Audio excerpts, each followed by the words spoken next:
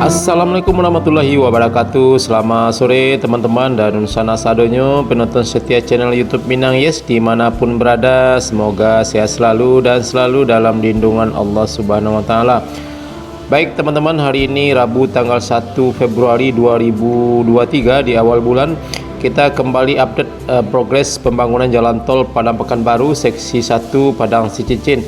Ya, sore hari ini kita kembali mengudara di STA 11 plus 400 di Nagari Buayan, Kecamatan Batanganai ya teman-teman. Dan alhamdulillah progres pengerjaan badan jalan sudah semakin signifikan, sudah semakin panjang.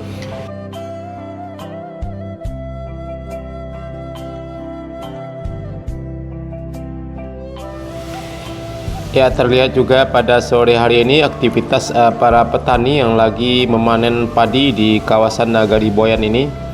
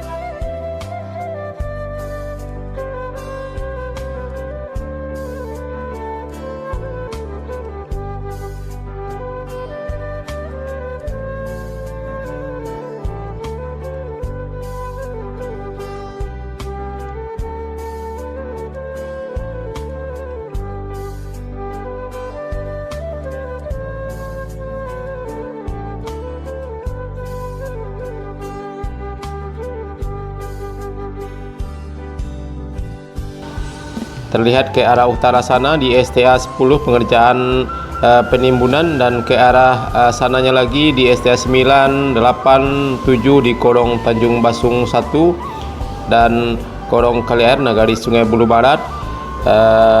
Badan jalannya sudah tersambung dan tidak terputus-putus lagi.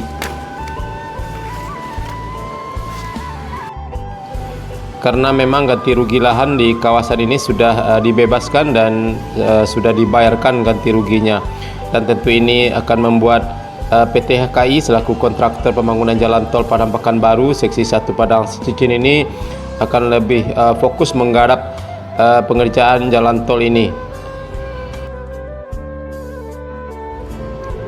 Dan tentu kita berharap agar jalan tol Padang Cicin ini bisa selesai pada Juni 2023 mendatang sesuai dengan target yang sudah ditetapkan.